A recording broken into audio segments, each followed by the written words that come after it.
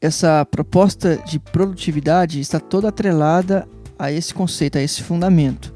E a gente está falando de serviço, né, de produtividade bíblica, podemos assim dizer. E essa palavra produtividade está muito em alta.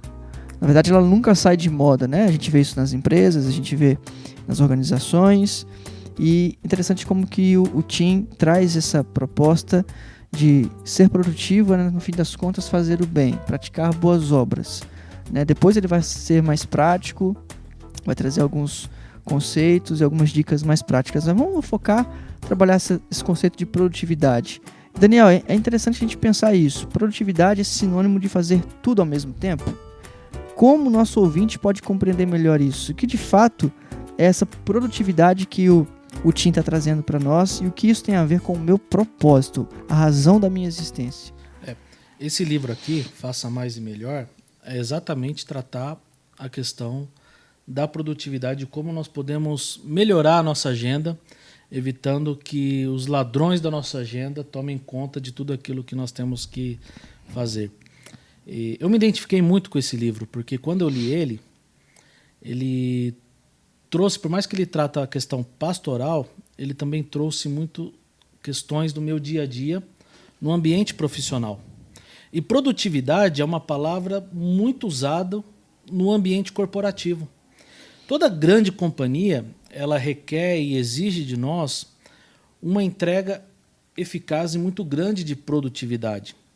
Portanto, antes da gente transportar isso para o ambiente bíblico e eclesiástico, a gente precisa entender o que essa palavra realmente significa e implica. Quando a gente fala em produtividade, ela vai muito além sobre falar simplesmente de que, olha, você tem que produzir mais, você tem que entregar mais. E falar em produzir mais e entregar mais numa sociedade tão corrida e tão acelerada que nós vivemos, parece que é colocar uma carga muito grande em cima das pessoas. Mas não é isso. Estamos falando, por exemplo, quando a gente fala em produtividade, sobre otimizar uma gestão, melhorar processos, simplificar burocracias, agilizar o serviço e a qualidade da entrega do seu produto. Estamos falando também em fazer mais com menos. Então, ser produtivo é otimizar o seu trabalho, gerando mais resultado com menos esforço. Porém, para a gente alcançar essa meta, a gente precisa ter algo que falta em muitas pessoas, que é planejamento. E isso é um problema do brasileiro. O brasileiro não sabe se planejar. E é algo que a gente precisa aprender, a ter planejamento para melhorar a nossa entrega. Está sempre correndo, né? O tempo todo. Exatamente. Correndo. Então, dando um jeitinho brasileiro. Exatamente. Então a gente precisa parar e olhar para todas as nossas atribuições, listar todas elas, olhar para aquilo que nós chamamos dentro das empresas de pain points ou blockers. O que é isso? É aquilo que mata a sua agenda. É aquilo que tira os seus resultados. É aquilo que traz a dor para o seu dia a dia. Então, isso também é aquilo que traz para você oportunidades de você ter melhorias. Então, quando nós falamos de produtividade, nós estamos falando também em retirar tudo aquilo que não agrega mais valor ao seu negócio e à sua agenda. De tal maneira que você consiga entregar muito mais do que você entregava, com um esforço muito menor do que antes.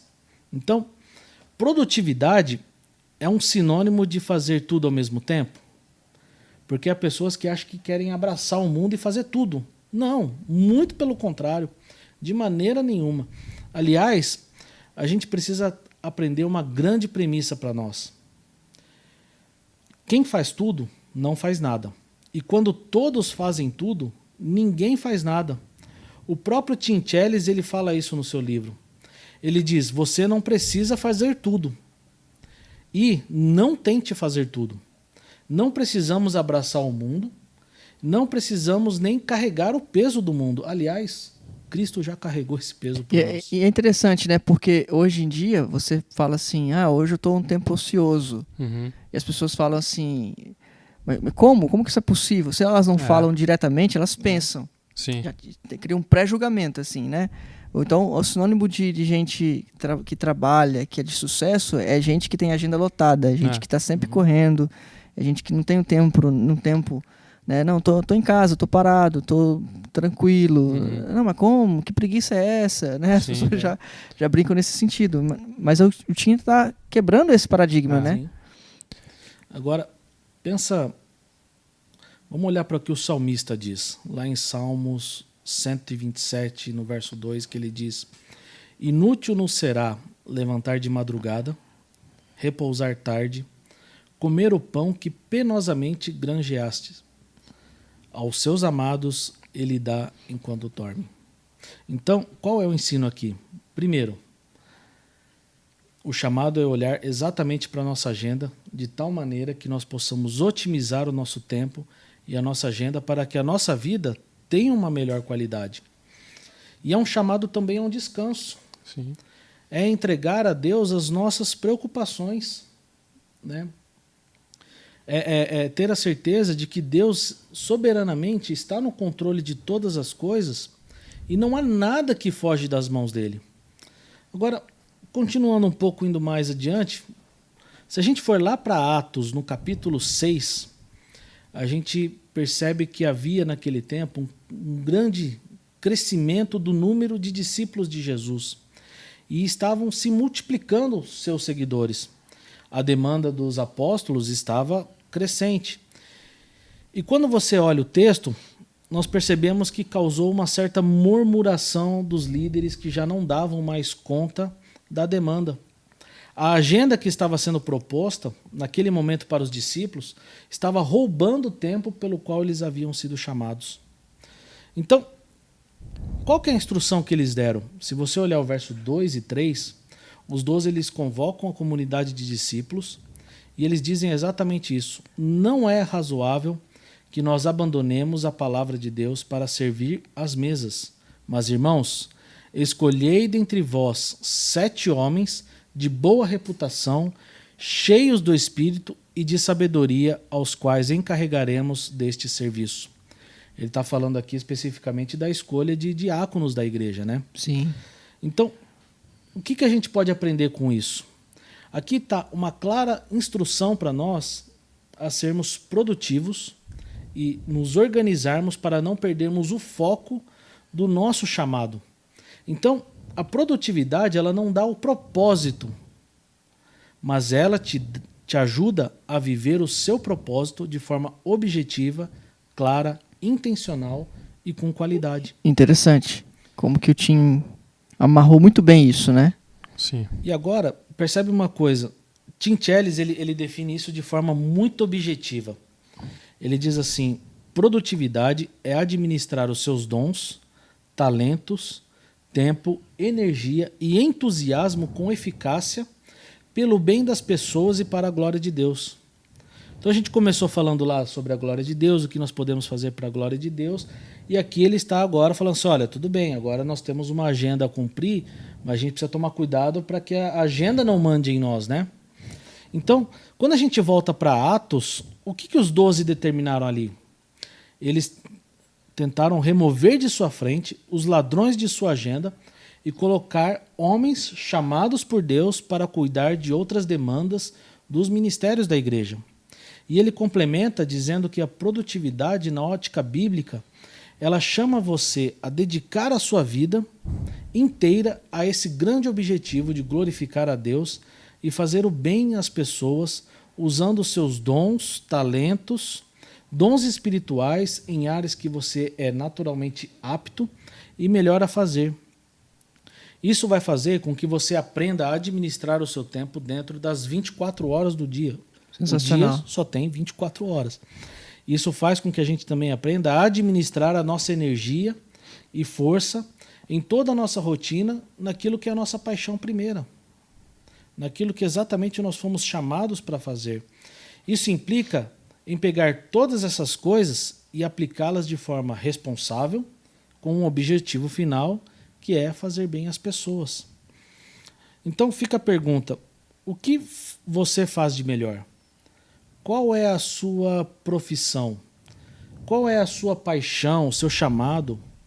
precisamos usar isso para o bem das pessoas. Exato. Por isso que a gente precisa tomar muito cuidado com os ladrões da nossa agenda e com aquilo que tem tirado a nossa energia do que realmente importa.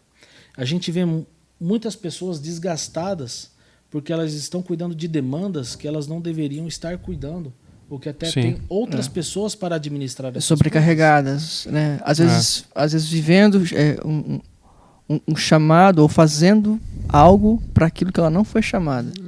Uma síndrome de Messias, né? Se eu não fizer, não tem como fazer. Exatamente. As pessoas estão entrando no burnout. Se torna um peso, né? Se torna um problema depois. E complementando, eu ouvi uma frase de um amigo e ele mandou para mim no WhatsApp dizendo assim: pastores estão enterrando o chamado pensando na treliça. Eles não percebem, mas a treliça sufocam eles. E aí eu recomendo muito ler um outro livro, que é A Treliça e a Videira, que te tira o foco das coisas e te leva a pessoas. Porque muitos estão deixando a agenda mandar em nossas demandas, não o contrário. Muitos estão preocupados com as coisas e quando nós deveríamos focar em pessoas. As coisas, elas são um instrumento para nós. Tudo isso aqui, microfone, câmera, som, áudio, tudo isso são coisas que nós usamos como instrumento com foco de abençoar pessoas. O alvo final é fazer bem a essas pessoas. Então, o que tem acontecido com muitos pastores e líderes é tirar o foco daquilo que é primordial para a agenda do pastor, para a agenda do líder de ministério ou até para as pessoas que são profissionais nas mais diversas áreas. Isso tem acontecido também com muitas pessoas que servem ministérios e suas profissões.